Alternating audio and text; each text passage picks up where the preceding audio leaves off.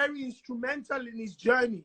Yeah, Briefly as you can, talk to me about how Wizkid came into passing with you and how you were instrumental in passing him on to your brother Banky W to work. Yeah, man.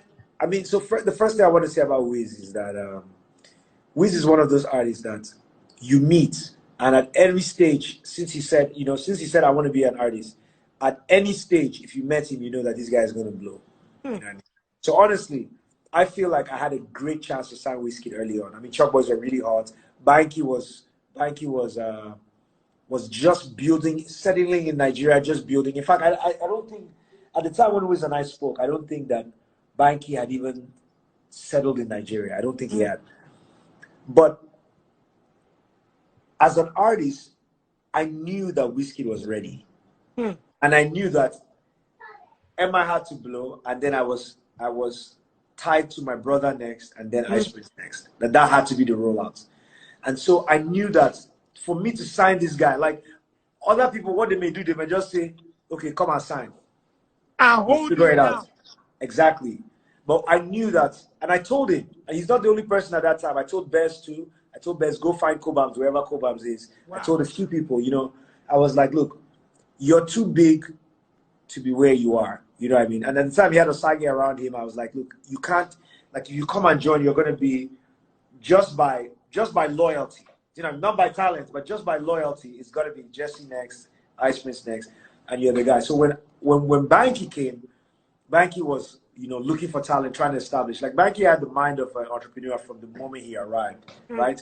And we would sit and talk. And very early on, he had listened to Wizkid on the project. He had seen Wizkid once or twice. Wizkid would come and like perform that song with me, and he was like, "Yo, this is the guy." You know what I mean? And I mean, shout out to like that era, right? Like, Banky put on Scales, Wizkid. He put on a guy called Suka Sounds, who's a producer, who was actually Suka Sounds. Suka Sounds ended up like being the sound mixing for, you know what I mean? So you said briefly, and I went on a rant. Sorry, my bad. That's fine. Carry on, bro. But I'll just say that Wiz entered the studio. I like telling this story. Entered the studio, listened to this beat that Kraft gave me the day before, and in 5 seconds just said, "If you don't got money, you don't show." I was like, recorded it. Bam, bam, bam. That record went to be one of the best records on my album. Talk about it. You know what I mean? That guy is a genius. Every time he shows up. The next time we were in the studio together recording was with Two-Face when I was recording Human Being. Wow. And Two-Face, how Two-Face is, like, Two-Face will listen to a song and the first thing he comes out with is a hit.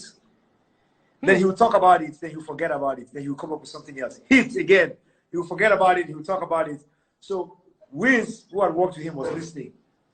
And as soon as he started going, "Me, sir, if I be human being, no." I shit you not. Wiz stopped. He's like, because we're all gisting. He's like, somebody got to record what Baba is doing right now. Everybody leave the studio. And I always give props to Wiz because he helped me capture that moment. That legendary hook that Two-Face did on that song.